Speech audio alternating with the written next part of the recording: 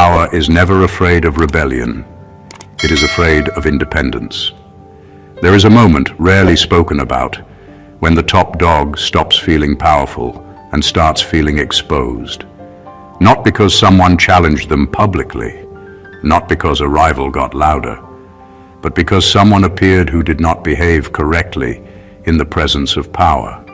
Someone who didn't lean in, didn't flinch, didn't worship, didn't mirror the script. That moment is subtle, almost invisible. Yet, it is the exact moment fear enters the room. History quietly confirms this. Systems collapse far more often from internal non-compliance than from open revolt. Empires didn't fall because people screamed at the throne. They fell because enough individuals stopped emotionally participating in the illusion. No chants, no banners, just withdrawal of belief. Control without belief is just a costume with good lighting. This is where the misunderstanding begins. The top dog doesn't think you're mystical because you're dramatic. They think you're otherworldly because you're operationally unfamiliar. Your psychology doesn't map onto their expectations. You don't respond to incentives the way you should. You don't signal submission or hunger. You don't behave like someone who needs access, approval, or proximity. To a mind trained in dominance, that's not confidence. That's an anomaly.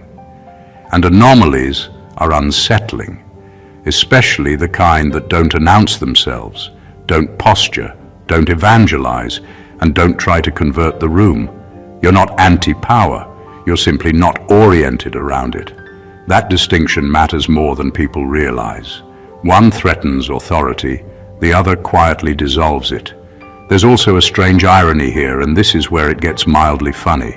The top dog has spent decades mastering leverage, perception, timing, and control, only to encounter someone who accidentally disarms all of it by not caring enough to play. Imagine training your whole life to dominate a chessboard, then realizing the person across from you is playing Go on a different table, in another building, and somehow still winning. This is why fear shows up disguised as curiosity, surveillance, and respect, laced with tension. Because power can fight enemies. It can crush rebellion.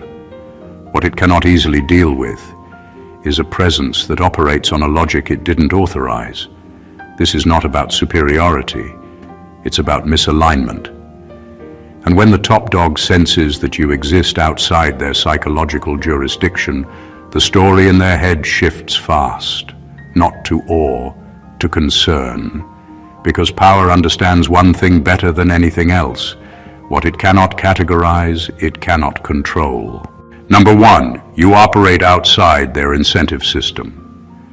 Most power is built on a simple assumption. People move when you pull the right strings. Offer money, status, access, praise, or fear, and they'll bend. The top dog has spent years mastering this. They know who wants what, how badly they want it, and how long they can delay it before obedience shows up. This is not guesswork for them, it's muscle memory. Then you appear, and something doesn't register. They offer opportunity, and you don't rush. They hint at approval, and you don't glow. They apply pressure, and you don't crack. Not because you're trying to prove anything, but because those rewards and threats don't reach the core of how you decide. You're not motivated by the usual currencies, and that breaks the entire control model. When incentives fail, power doesn't feel challenged. It feels confused. What unsettles them most is that your behavior can't be predicted using their existing playbook.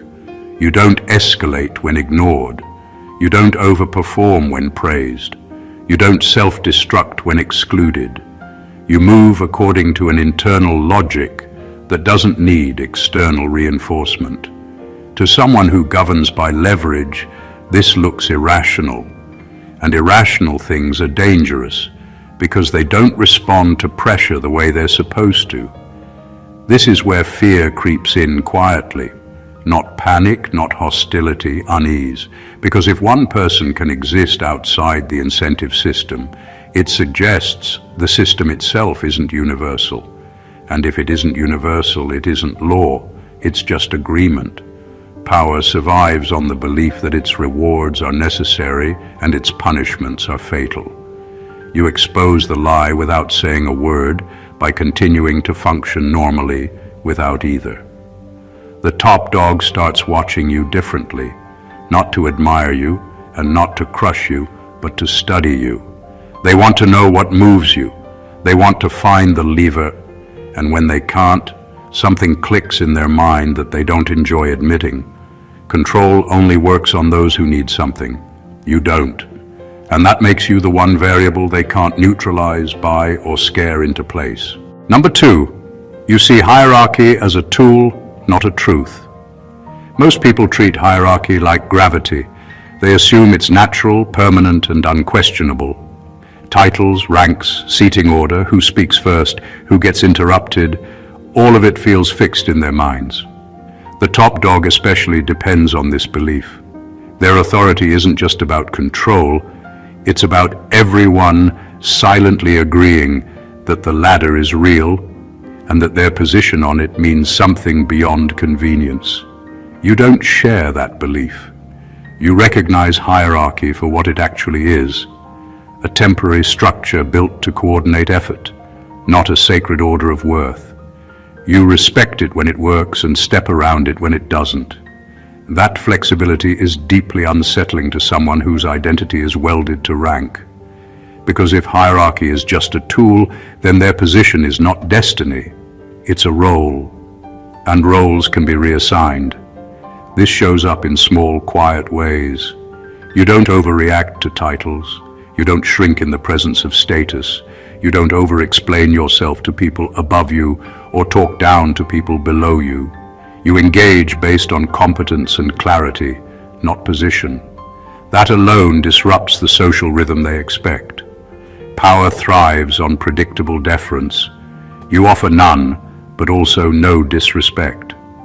That neutrality is more destabilizing than open defiance. The real discomfort comes from what your behavior implies. If hierarchy is a tool, then stepping outside it isn't rebellion, it's adjustment. You can cooperate without submitting and disengage without betraying. That makes it hard to place you. You're not climbing, not kneeling, not challenging. You're simply operating. For the top dog, this creates a quiet panic. Their authority depends on emotional reinforcement. People must feel the weight of rank for it to work. You don't carry that weight. You treat commands like suggestions that need to make sense first. You follow structure when it's efficient and ignore it when it's performative. That exposes an uncomfortable truth. Hierarchy only holds power over those who believe it defines reality. They start realizing something they'd rather not face. If more people saw hierarchy the way you do, their position wouldn't collapse overnight. It would become optional. And nothing frightens power more than the idea that its dominance isn't natural, eternal, or necessary, but conditional, fragile, and quietly dependent on collective belief. Number 3, you don't compete, you observe outcomes. Most people live in a world of constant competition. They measure themselves by wins and losses, by who dominates, who outshines, who grabs attention first. The top dog is no different. They thrive on this predictable energy because it makes influence measurable. Victory is visible, and control is enforceable. Everyone is either climbing, falling, or scrambling to maintain a position, and the top dog knows exactly how to move within that chaos. You don't play the same game. You don't compete for dominance or attention. You step back and watch results. You study patterns, outcomes, and behaviors without being drawn into the emotional charge of the contest. You notice the ripple effects of decisions, the inconsistencies in others' power, and the points where systems fail. You absorb more from observation than most people could ever glean from engagement. That alone makes you invisible in the wrong way, present but untouchable. This terrifies those who are used to control. They rely on others reacting predictably to their moves. You don't. You don't escalate when provoked. You don't mirror tension. You don't fight for recognition. Your calm detachment exposes the truth they hide from themselves. Influence only exists because people accept it. When someone can operate outside that transactional world, suddenly their leverage feels flimsy. Your approach also makes them restless because it's subtle. You are not an open threat. You are a quiet force. You gather intelligence, learn the rhythms, and make decisions based on logic, not ego. The top dog cannot read you using standard metrics because the usual metrics, fear, flattery, ambition, don't apply. You are governed by insight, timing, and understanding, not the hunger to dominate or impress. They start to realize, often too late, that someone who doesn't compete is harder to manipulate, harder to predict, and far more dangerous than any rival they've faced. You don't need to win in their terms because your definition of success doesn't depend on them at all. And that simple difference, invisible to most, is enough to unbalance even the most seasoned power player. Number 4, you are not impressed by proximity to power. Most people measure themselves by who they can sit next to, shake hands with, or be seen near. The top dog depends on this. Their power isn't just in what they control, it's in how much others reverence them for being close to it. Attention, approval, access, and proximity are the currencies that reinforce their dominance. The higher you climb, the more people around you validate your importance, and the top dog thrives on that ritual. You don't play that game. You treat proximity the same way a scientist treats a lab experiment, with interest, not awe. You observe, evaluate, and interact only when it makes sense, not because the position of the person across from you demands it. Titles, accolades, influence, and fame do not inflate your judgment or your ego. To someone who built authority by commanding respect through proximity, this is jarring. They expect admiration, but you deliver calm, neutral assessment instead. That lack of response quietly unravels their system. If people stopped being impressed by proximity, what would authority even mean? It becomes performative, fragile, dependent on collective belief rather than actual merit. Your indifference doesn't insult, it disarms. You don't compete to be closer, and you don't shrink when someone is nearer. You act as if rank exists only when it matters, and only when it produces results. This makes you unpredictable. The top dog cannot leverage access or position against you. They cannot buy compliance or loyalty, because proximity does not influence your choices. They are left with a disorienting realization. Their presence, their prestige, their influence, they are irrelevant to your internal compass. That is why fear, subtle but unmistakable, creeps in. Not the kind that sparks confrontation, but the kind that makes them double-check their assumptions. You show that true independence is not loud, not performative, and not dependent on social rituals. You prove that power can be observed, understood, and respected without ever needing to be impressed by it. And for someone whose entire strategy relies on the awe of others, that realization is quietly destabilizing and profoundly unnerving. Number 5, you don't need enemies to define yourself.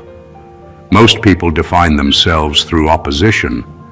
They need someone to compete with, someone to outperform, someone to resist. For the top dog, this is a cornerstone of control. They shape identity around rivalry because it's measurable, predictable, and socially understandable. Enemies justify power, reinforce narratives, and create tension that makes dominance look necessary. Without opposition, authority feels hollow and achievements lose meaning. You don't play that game. You don't construct your identity around who stands against you or who bows before you. You don't need to fight, to prove, or to dominate. Your existence isn't defined by struggle with others.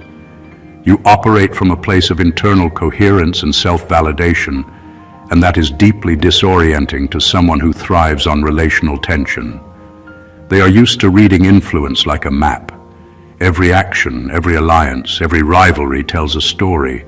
You remove the story. You are a constant that cannot be framed as a threat or a subordinate, a player or a pawn.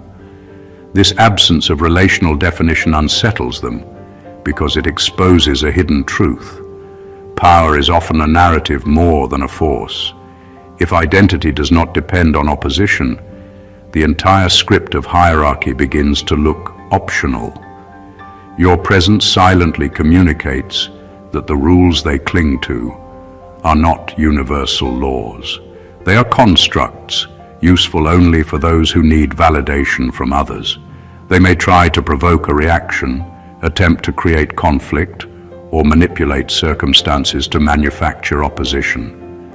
It doesn't work. Your equilibrium does not depend on confrontation. Your independence deprives them of leverage because you cannot be framed, boxed, or neutralized through the usual channels. The subtle fear that emerges is not of aggression, it is of irrelevance. They realize that someone can exist fully, operate effectively, and even surpass expectations without ever needing to play the game of enemies. That quiet, self-sufficient power, internal calm, unmeasured by rivalry, is an unsettling mirror. It reflects the fragility of a system built entirely on dependency, and it's a mirror they cannot break or ignore. Number 6, you break patterns without announcing rebellion. Most people assume rebellion is loud, visible, and dramatic. They picture protests, arguments, or grand gestures. That's exactly the type of defiance the top dog expects, because it can be contained, framed, or crushed. It fits their understanding of control. What terrifies them is someone who breaks the system quietly, subtly, and without fanfare. You don't need to declare war on authority to undermine its predictability. You simply refuse to follow scripts that no longer serve you, and the consequences ripple in ways they cannot predict. You don't make noise. You don't posture. You do not seek attention for stepping off the line. You operate according to internal logic, and that alone creates disruptions. Small deviations accumulate over time, missed cues, unanticipated decisions, subtle shifts in behavior. All of it seems minor until the system begins to falter. Most leaders are trained to respond to overt challenges, not the invisible ones. And that is what makes you so disorienting, because your rebellion isn't a statement, it is a consequence. You are not performing against them. You are performing for coherence, efficiency, or personal clarity. Yet by doing so, you expose the cracks in their authority. Rules they thought were universal are revealed as arbitrary. Systems they believed were stable begin to feel precarious. And the top dog, who thrives on predictability, begins to feel tension in ways they cannot articulate. This kind of quiet disruption is dangerous because it cannot be neutralized with threats or rewards. You do not respond to fear, flattery, or expectation in the way most people do. That immunity makes you unreadable, unpredictable, and almost impossible to manipulate. They may try to trace a pattern, to anticipate your next move, only to discover that your behavior follows a logic they do not yet understand.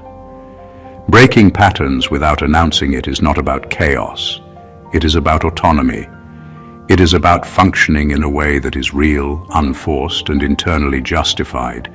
And when someone operates like that, the top dog realizes, often too late, that control was never about force. It was about everyone agreeing to move predictably. You never agreed, and that makes you quietly terrifying. Number 7, you treat identity as fluid, not sacred. Most people cling to identity like it's a lifeline. Their career, status, beliefs, and social roles become sacred, untouchable, and absolute. The top dog depends on this rigidity because it creates predictability. When someone knows who you are, what you want, and how you'll react, they can position, manipulate, and control. Fixed identities make people legible, manageable, and ultimately influenceable. You don't operate that way. You treat identity as a tool, something adaptable, flexible, and responsive to context. You don't shrink or rebel when roles shift. You step in and out of labels as needed, without drama, without apology, and without losing coherence. This fluidity is deeply disorienting to anyone who built power by assuming others are predictable. You cannot be cornered into a role. You cannot be forced to react according to expectations. That flexibility creates a quiet kind of fear. The top dog expects to read you, to define you, to categorize you, but your internal logic is not tethered to any fixed framework. You are as consistent as your principles, but inconsistent in performance when the script demands it. That inconsistency is not a flaw, it's a signal. It says that the rules they depend on to predict behavior are optional, not universal. You show, without announcing it, that identity is not a cage, but a lens. You can adapt without losing yourself because your sense of self is internally anchored, not externally enforced. For someone whose influence relies on legibility, this is alarming. They can't manipulate you with labels, shame, or prestige.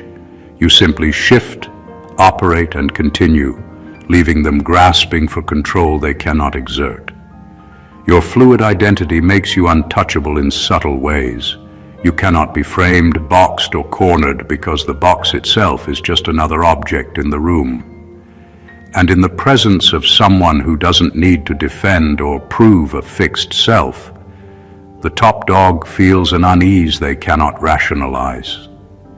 You exist beyond their maps, their categories, and their assumptions, and that is why your presence is quietly, yet profoundly, destabilizing.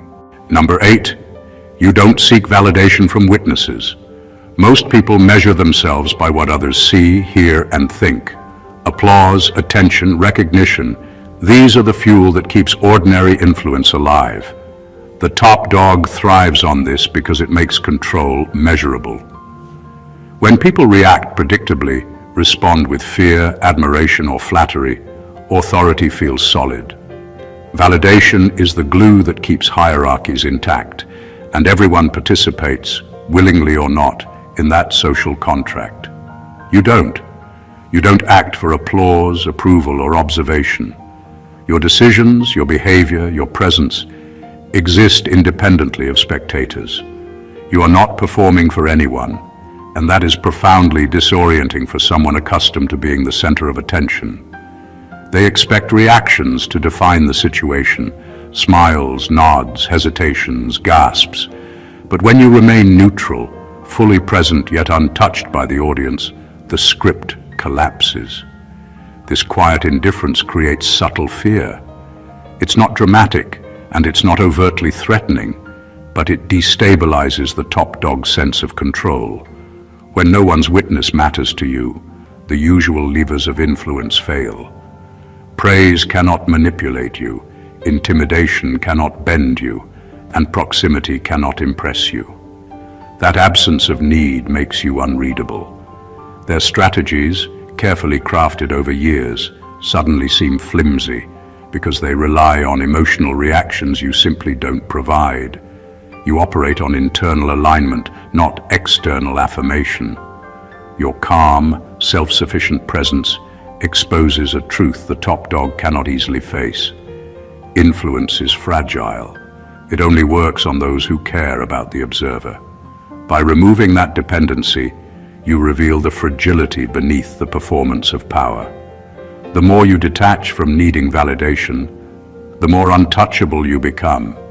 You cannot be manipulated through applause, shaming, or comparison. You exist on a plane where authority is optional, not mandatory, and presence is measured by impact, not recognition. For someone whose dominance relies on everyone's participation in a collective script, your independence is quietly terrifying. You demonstrate that influence is never absolute. It only exists as long as others willingly feed it. Number 9. You can walk away without symbolic loss. Most people are trapped by attachment. They cling to relationships, positions, or opportunities as if leaving would diminish them. The top dog depends on this. Their control is reinforced by the belief that people need them, that absence equals loss, that separation carries cost. When others cannot afford to leave without consequence, power feels secure. You don't play that game. You can step away from any situation, any hierarchy, any engagement, without apology or dramatics. You don't burn bridges because you don't need to prove a point. You simply move according to your own alignment. That capability is subtle, but its impact is enormous. To the top dog, someone who can leave without damage is not just independent. They are untouchable in a way that cannot be bargained with or threatened. This makes them uncomfortable because they thrive on leverage. They expect that scarcity, access, or influence creates dependency. You remove that dependency instantly. Your presence is optional, your participation voluntary, and your absence inconsequential to your own trajectory. That quiet freedom undermines the whole notion of control. When someone realizes that leaving does not weaken you, they understand, often too late, that their ability to dictate or manipulate is limited. Walking away without symbolic loss is also a statement in itself. It signals confidence, clarity, and self-possession. It communicates that your identity and progress are not bound to any single system, person, or arrangement. You are not tethered to approval, attention, or status. This detachment forces the top dog to reassess their assumptions. They realize that power is not absolute.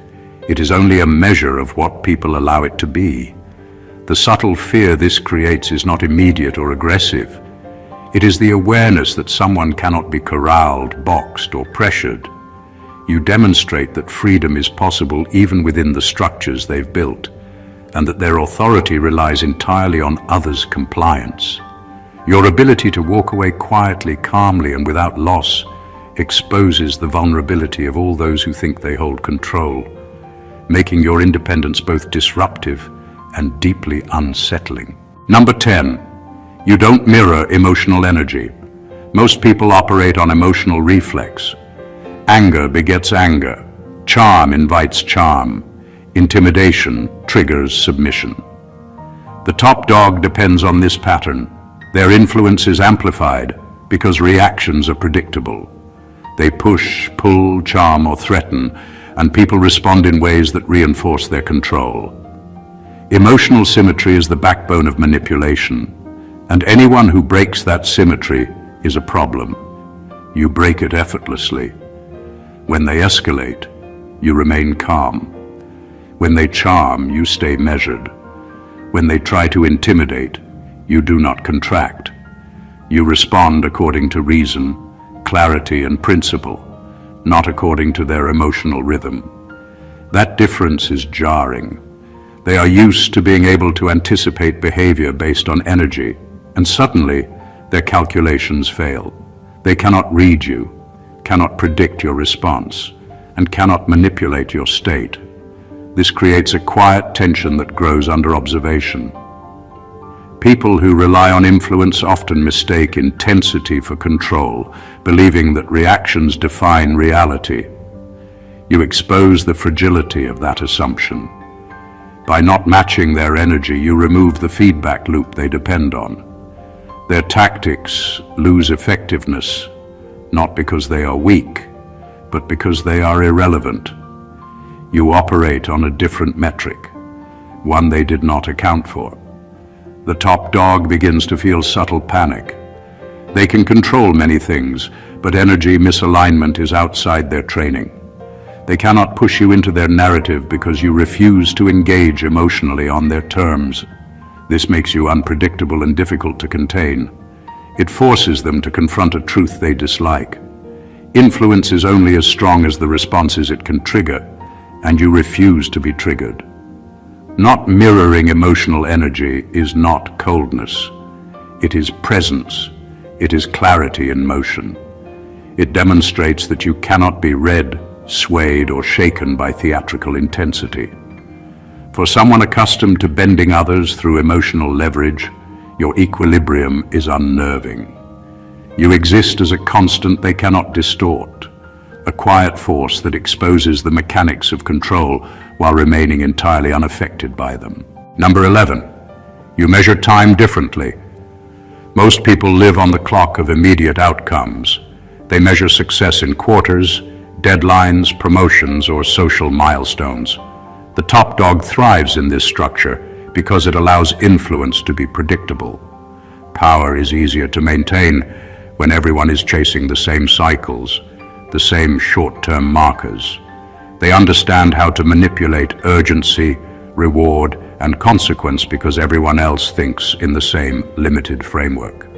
You don't. You operate on a different rhythm. You think in phases, patterns, and long-term consequences.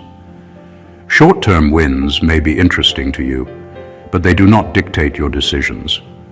You are not driven by immediate validation, recognition, or applause. Instead, you measure moves according to impact over time, leverage over months or years, and clarity over outcomes that actually matter. That perspective makes you almost untouchable because your decisions are not reactive, they are strategic. This difference is subtle, but profoundly destabilizing to the top dog. They rely on everyone playing by the same temporal logic.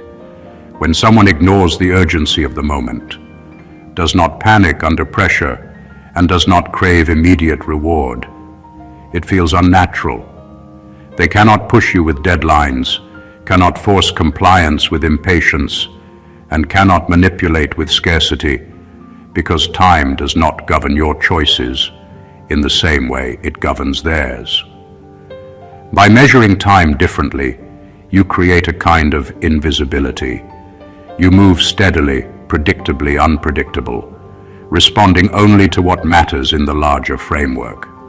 Immediate chaos, crises, and pressure tactics roll off you because they are just minor ripples in a broader ocean you are navigating. That detachment makes you unreadable and unshakable. The top dog senses it instinctively. They notice that their leverage decays when someone is not bound by conventional timing. Their power relies on urgency, impatience, and alignment with their clock, and you refuse to play by it. You are operating on a scale they cannot see, in a rhythm they cannot anticipate, and with a patience they cannot measure. That quiet, unseen mastery of time is a form of control they cannot touch, and it unsettles them in ways nothing else can. Number 12. You don't over-identify with outcomes. Most people tie their sense of self to results. Wins become validation, losses become shame. The top dog relies on this because it makes behavior predictable. When someone's self-worth fluctuates with success or failure, it becomes easy to manipulate, steer, or pressure. Achievements impress, setbacks punish, and the emotional swings create a map that power can navigate. You don't operate that way. Your identity, your confidence, and your trajectory do not depend on external outcomes. Success is observed, failure is noted, but neither inflates nor diminishes your center. That detachment is disorienting to someone accustomed to reading people like a graph of highs and lows. They expect joy, pride, frustration, or despair to appear when results shift. When it doesn't, it challenges everything they thought they knew about influence and control. This creates subtle but potent unease. The top dog cannot use conventional levers to predict your behavior. Threats, praise, rewards, or pressure lose potency because they cannot provoke the usual emotional reactions. You are steady, coherent, and internally anchored. That consistency makes you unreadable because their whole strategy depends on behavioral elasticity, on the assumption that outcomes dictate responses. Your detachment also forces a deeper reckoning. By not over-identifying with results, you expose the truth that outcomes are not inherently meaningful. They only matter because people assign meaning to them. Most of the world participates in this illusion, and power relies on it. You operate outside of it, indifferent to applause or critique, and the top dog begins to see the fragility of the very systems they depend on to maintain dominance. This immunity to outcome-driven identity gives you freedom they cannot touch. You can act strategically, take risks, or withdraw without fear, not because you are fearless, but because your sense of self is intact, regardless. That quiet, invisible independence unsettles them more than overt defiance ever could. You demonstrate that true power is not in results. It is in maintaining internal coherence while the world oscillates around you. And for someone built on leveraging emotional reactions, that is profoundly unsettling. Number 13, you expose power by not chasing it. Most people are obsessed with power. They chase it openly, strategize endlessly, and measure their value by how much influence they can accumulate. The top dog depends on this hunger because it creates predictability. They can anticipate moves, manipulate ambition, and maintain control over a system built on desire. Power is only dangerous when it's unknown, unseen, or disinterested, and they know how to track the hunters. You don't hunt. You don't scramble for recognition, maneuver for position, or visibly vie for influence. You act, perform, and exist according to your own principles and timing. That very neutrality exposes a truth the top dog rarely admits. Power is only as strong as the people willing to seek or protect it. When someone refuses the game, the illusion cracks. You don't overthrow them. You show them the stage is optional, the throne is not mandatory, and the rules only bind those who choose to follow them. This is profoundly unsettling. They can handle challenges because challenges play a game they understand. They can manipulate, bribe, or threaten competitors. But someone who moves without desire for approval or elevation is outside the map. They cannot be read, predicted, or contained by the usual metrics. Their levers of influence, finely tuned over years, suddenly have no purchase. Your disinterest in chasing power is itself a form of control. It communicates strength without aggression. It demonstrates that true authority does not require domination, surveillance, or rivalry.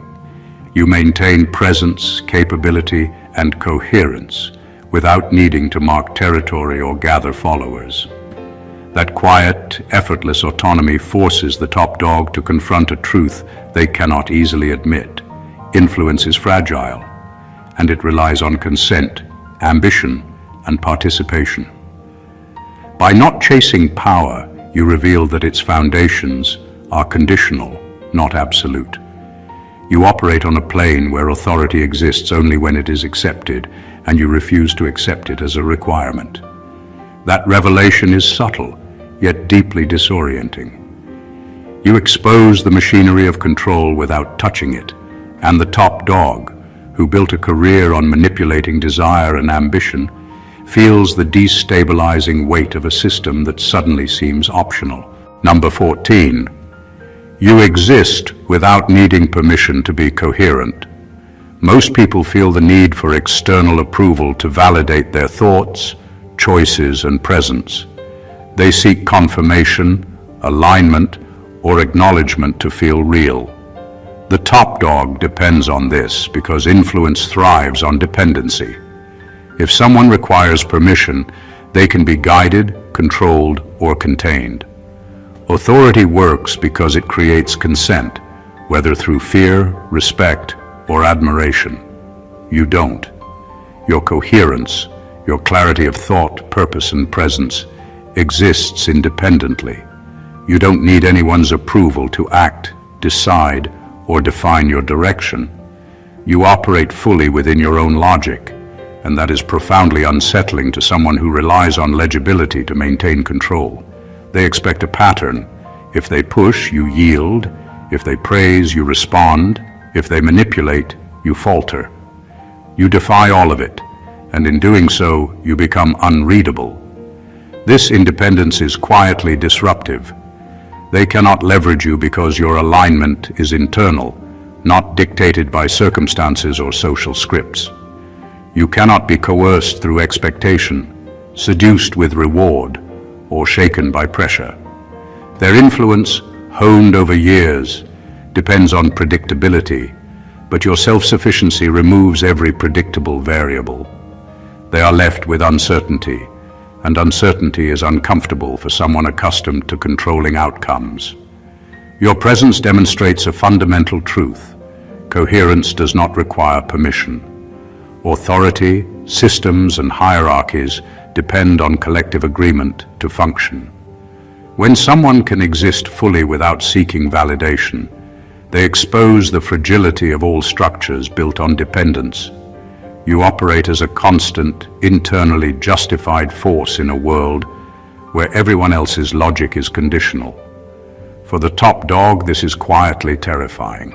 Your independence proves that influence is never absolute, that control is only effective on those who allow it, and that the perception of power is optional. You do not announce it, and you do not flaunt it. You simply are. And that simple fact, that someone can exist fully coherent without asking, needing, or waiting, undermines authority in a way no challenge, threat, or opposition ever could. Conclusion. What separates the truly formidable from the ordinary is not visible strength, loud ambition, or overt dominance. It is the quiet mastery of self, the invisible sovereignty that cannot be bought, coerced, or predicted. The chosen one, the one who operates outside the familiar rules, moves through life with a clarity and independence that makes even the most powerful uneasy. You don't bend to incentives, hierarchy, or expectation. You don't chase power, seek approval, or define yourself by rivalry. You act with internal alignment, observe outcomes rather than compete, and exist coherently without asking permission. Each subtle deviation, every unshakable choice, and every refusal to conform exposes the fragility of systems built on dependency and predictability. Those who try to measure you, manipulate you, or control you quickly realize that conventional tools are useless. You are untouchable, not because you flaunt power, but because your power is invisible, self-contained, and independent. The top dog may respect you, fear you, or try to categorize you, but the truth is simple. They cannot. You operate on a plane they were never trained to understand. And that is the essence of being otherworldly, mystical, and entirely autonomous. The quiet certainty that no external force can dictate your direction or diminish your presence. If you felt the impact of these truths and want to uncover more insights about independence, influence, and the hidden dynamics of power, make sure to stay connected. Subscribe to the channel to dive deeper into the world of the chosen ones. Like this video if it opened your eyes. Comment your thoughts and experiences below, and share this with anyone ready to awaken to a higher understanding of themselves and the world around them. This is where knowledge becomes power, and power becomes freedom. Stay blessed always.